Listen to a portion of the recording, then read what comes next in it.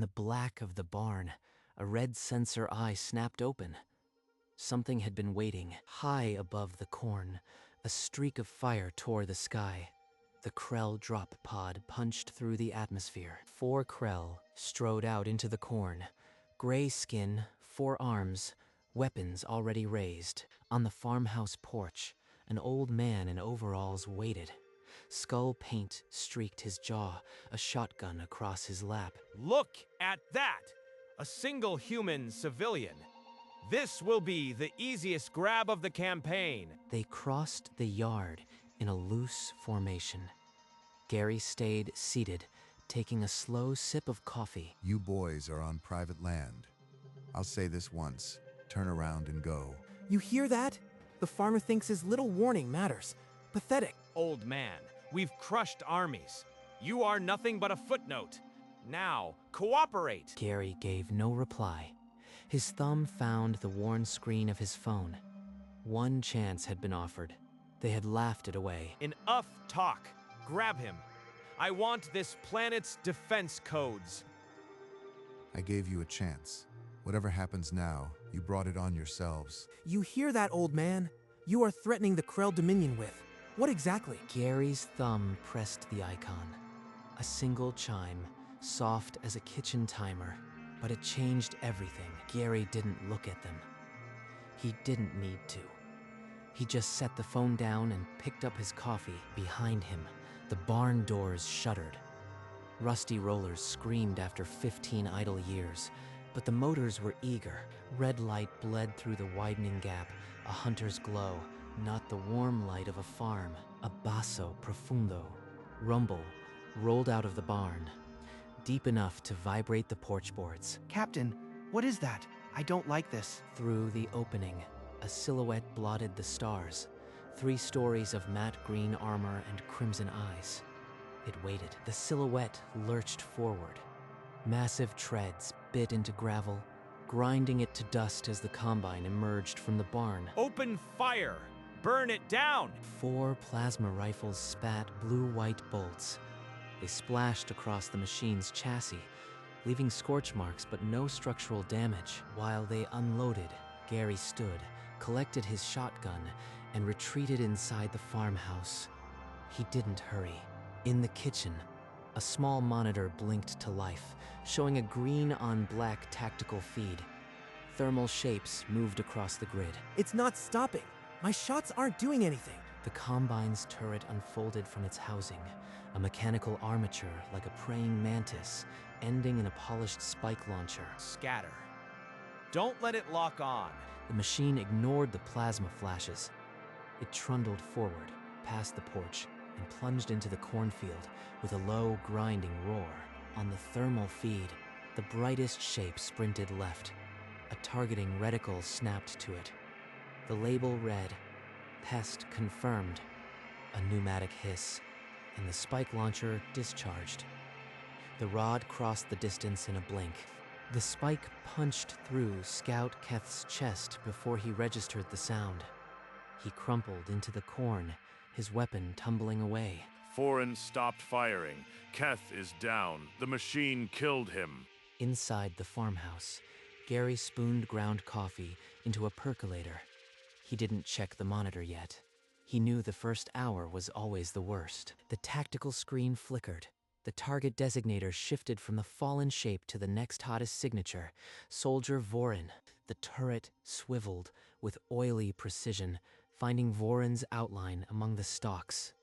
A new laser dot painted his chest. Foreign saw the laser paint him. It's got me. It's locked on. Maul stumbled backward through the corn, his voice cracking. We can't fight that thing. We have to run. Joshua's voice cut through the comms. Split up. Make it chase you, not me. The coffee began to perk. Outside, the combine's engine revved as it locked onto Vorin's retreating heat signature. The combine surged through the corn, its turret tracking Vorin's panicked zigzag. A laser dot danced on his back. You think a farm tool scares me? I've killed bigger things with my bare hands. The spike launcher coughed again. This time, the rod pierced Voron's armor just below the shoulder blade. He pitched forward, the corn swallowing him. The Combine's massive wheel rolled past his head without slowing. He heard the wet thump and gagged. Voron, no, I can't do this. His voice broke into a sob. In the kitchen, Gary filled his mug and finally glanced at the small screen. The thermal shapes were down to 2. Tiny text scrolled. Pest terminated. The algorithm had already recalculated, flagging the fleeing signature as next. Maul's heat bloom pulsed on the grid. A new reticle bloomed around it. The machine did not pause. His lungs burned as he ran. Behind him, the red glow swept the rows methodically. It knows where I am. The Combine powered on through the rows, patient as a glacier.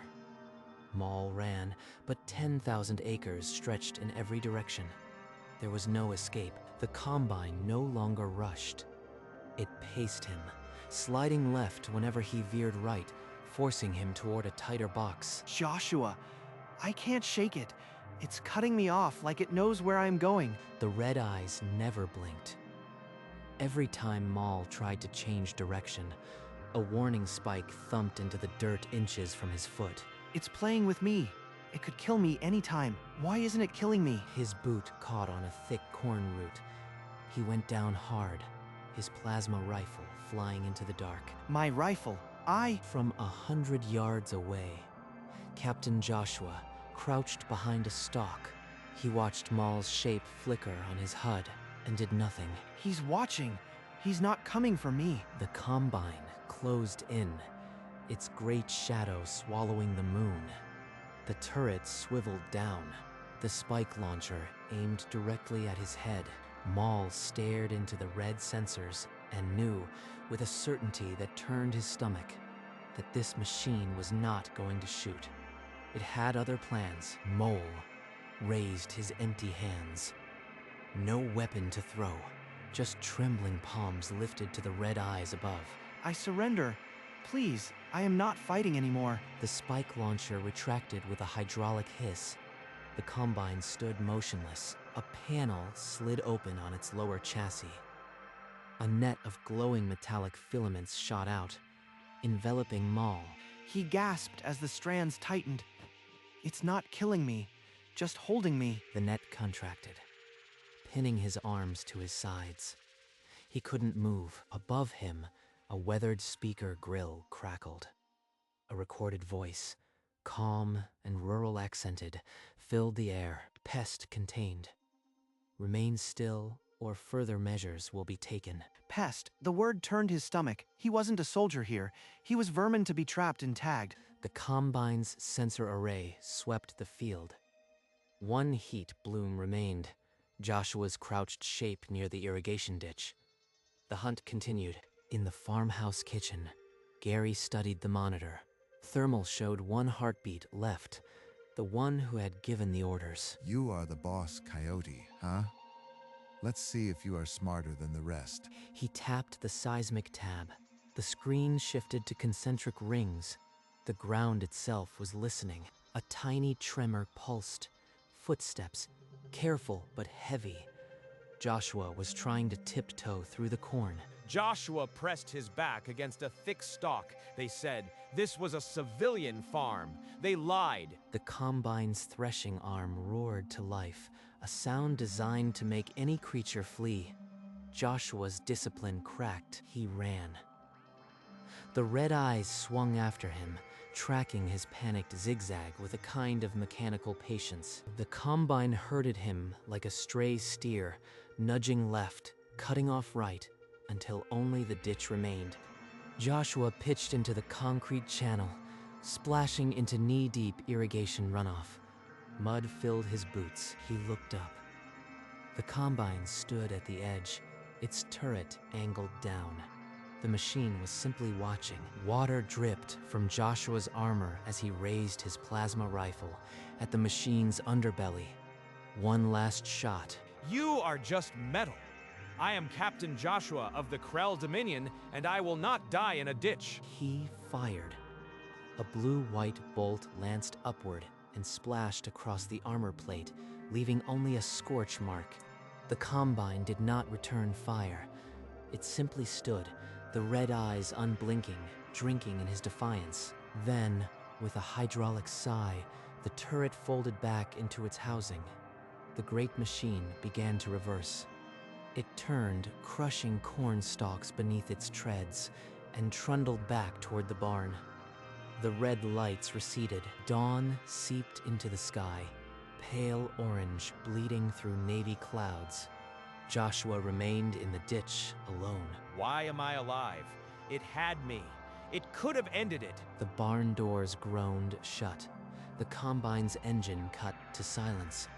The farm was still again. Somewhere in the corn, a captive recruit wept. In the ditch, a captain began to understand that survival was not mercy. In the farmhouse kitchen, Gary cracked 2 eggs into a cast iron skillet. The sizzle filled the silence. 20 minutes, and the machine already did its work. Good. Joshua hauled himself out of the ditch, mud crusting his armor. Dawn was full now, lighting the corn in gold. He found Keth first, sprawled where the spike had dropped him. No breath. Joshua knelt, then stood again. 1. Then Voren, crushed beneath the wheel tracks. 2. My squad. He pushed through the stalks until he saw Maul under the oak tree, bound in a net of glowing filaments. Maul, you are alive! Can you move? I surrendered. The machine, it just stopped. Called me a pest. Gary finished his eggs, wiped the plate with toast, and set it in the sink. The monitor showed no threats. Joshua pushed through the corn, the farmhouse windows warm with light. The old man was eating. He could not fathom it. Gary wiped his hands on a towel and glanced at the photo on the windowsill. Him and Karen, younger, smiling in front of the Combine. She would have gotten a kick out of tonight. The aliens didn't know it, but Gary Osterman had never served a day in any military. He was a 4th-generation corn farmer. The Combine was a family project, built for one reason: coyotes that kept killing the chickens. Karen had sketched the first designs on a legal pad, welding plates onto the chassis while Gary held the torch. They'd tested the turret on a row of tin cans, laughing when the spike launcher tore through all 5 at once. The manual still sat in the barn, coffee-stained pages reading Coyote Deterrence Protocol V2.1. The system could scale.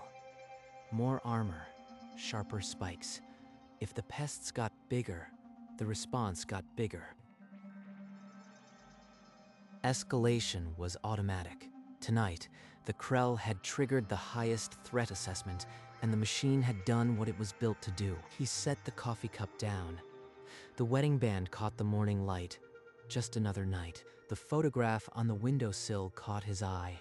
He could still hear her voice, telling him to keep the machine ready. Karen had passed 6 winters ago. The illness took her quick. He'd spent the first year just sitting in the Combine's cab, not driving, just breathing the oil and dust. The Combine never turned off after that. It sat in the barn, sensors dim at idle, always listening. It was the last thing they built together. You surrendered to a piece of farm equipment? A glorified scarecrow? It killed Keth and Voren like they were nothing. I had no choice. Then I'll destroy it myself, and the old man who controls it. Captain, wait. He's just a farmer. It doesn't make sense. Joshua was already moving, crashing through the corn toward the farmhouse. Nothing Maul said could stop him now. He vaulted the porch steps, kicked the screen door off its hinges, and leveled his plasma rifle at the kitchen. Gary looked up from the sink, plate still in hand. Their eyes met over the rifle barrel. The screen door clattered to the floor. Joshua's 4 hands trembled on the plasma rifle. Gary set his plate on the counter and turned, moving with the slow patience of a man who had seen far worse mornings. You look like you could use some breakfast. Eggs are fresh. Bacon's from the smokehouse. You killed my squad. 2 of my soldiers are dead in your field. They chose to come on my land. I warned them once. That's all the warning anyone gets. Now, eggs. He slid a plate of scrambled eggs across the battered wooden table. The toast was buttered, the bacon crisp, as if war had never touched this kitchen. The absurdity of it. This farmer offering him a hot meal while his soldiers lay dead in the corn, buckled something deep in Joshua's mind. What kind of monster are you? Just a farmer. 4th generation on this dirt. My father ran this combine, and his father before him. Joshua's arms trembled. The plasma rifle barrel dipped an inch, his 4 hands no longer quite so steady. The kitchen smelled of coffee and sizzling bacon. Through the window, the corn whispered in the morning breeze. For a single, disorienting moment, the war felt very far away. This land knows what belongs on it. Always has. You come uninvited. It takes notice. Through the window, the corn stretched in endless golden rows, each stalk a silent sentinel under the morning sun. A sentinel. The whole field. It's been watching us since we stepped out of the pod. The plasma rifle slipped from his 4-fingered grip and clattered on the linoleum. His legs buckled. He slid down the wall until he sat on the cold floor, armor scraping the paint. Suit yourself.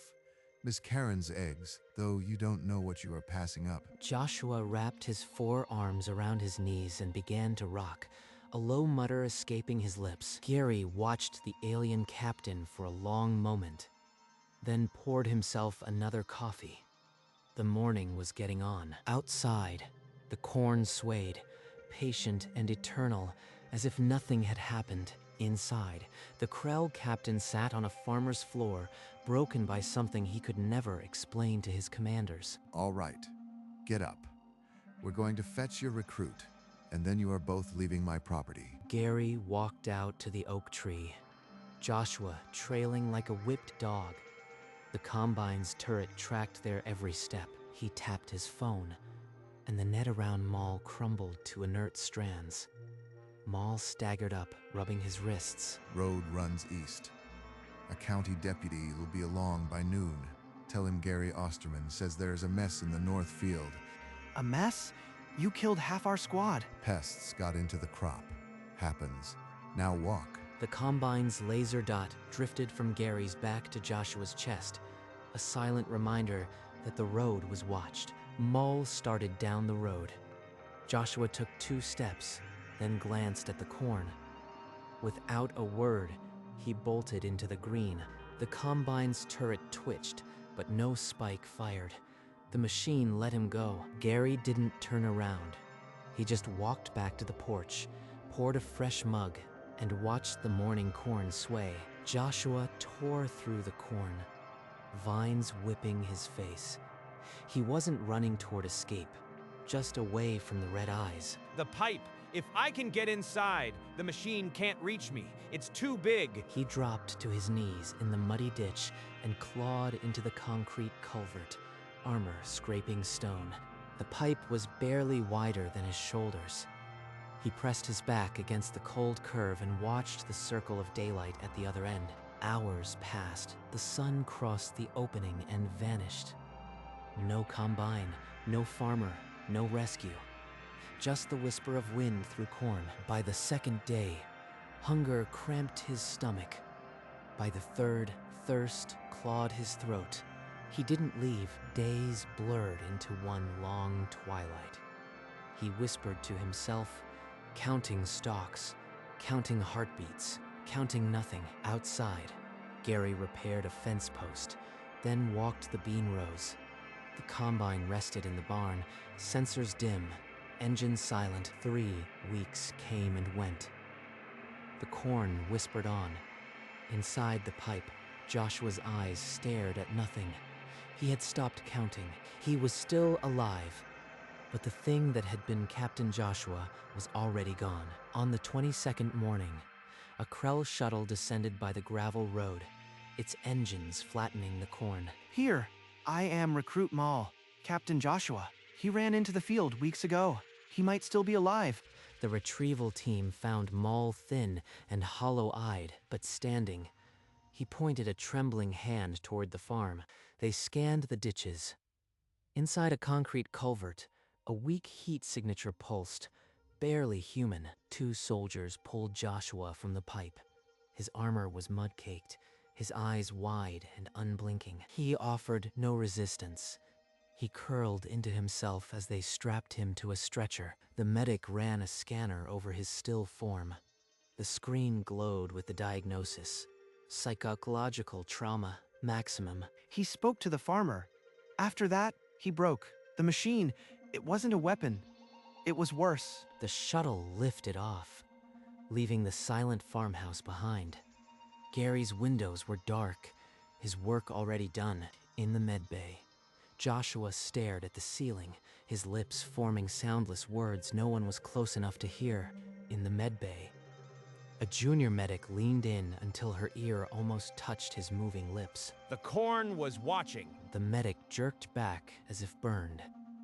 Her hand slapped the record panel on the monitor. The transcription blinked in Krell script. The corn was watching. Timestamped, flagged for command attention. It took less than an hour for the raw data to reach strategic command. The intelligence officer reading the summary aloud sounded incredulous. 1 human, a machine, 4 casualties. They pulled the farm's hard data. A combine harvester, armor-plated, armed with spike launchers, designed explicitly for pest deterrence. The escalation protocol had never been updated. The machine had simply reclassified armed intruders as the highest threat tier. A stillness settled. The officers understood this was not a military asset. It was a farmer protecting chickens. The commander's eyes stayed on the report, unblinking. No one around him dared speak. The commander's voice cut through the murmurs. He ordered complete withdrawal from any human agricultural zone. An officer started to protest. Protocol demanded retaliation. The commander silenced him with a single raised hand. If a farmer turned a combine into a tank killer, what would the actual military do? The risk of escalation was unbearable. The commander's stylus tapped the glowing pad, and the directive bloomed across every screen, effective immediately. All operations within the human region, designated Iowa, are prohibited. The risk of civilian threat escalation is unacceptable. On the holographic map of Earth, a red exclusion zone bloomed over a small territory labeled in Krell script. Iowa fleet navigation systems recalculated instantly. Known raid corridors bent away from the Sol system, leaving the entire region untouched. Some officers stared at the map in disbelief. A single farmer, protecting chickens, had redrawn their operational borders. Others simply averted their eyes. The phrase, "the corn was watching," had already begun to spread through the fleet as a whispered warning, and in the silence of the command deck, the Krell began to understand that some Earth civilians were more terrifying than any army. The order hit every ship simultaneously. Across the fleet, navigators watched their charts redraw. On the flagship bridge, the recording played. Joshua's voice, thin as a cornstalk, whispered, "The corn was watching." Silence claimed the bridge. Some older officers looked away. Younger ones looked sick. The phrase would not stay confined. It moved through the fleet like a virus, whispered in corridors, stamped on reports, and wherever it went, the same conclusion followed. Do not engage human agricultural zones. The risk is not worth the cost. In time, even the Krell recruitment propaganda omitted Earth. Farmers with shotguns and combines became a cautionary tale. The galaxy learned a legend. A 64-year-old man in denim overalls, protecting chickens, had broken the back of a Krell raid. No human ever knew.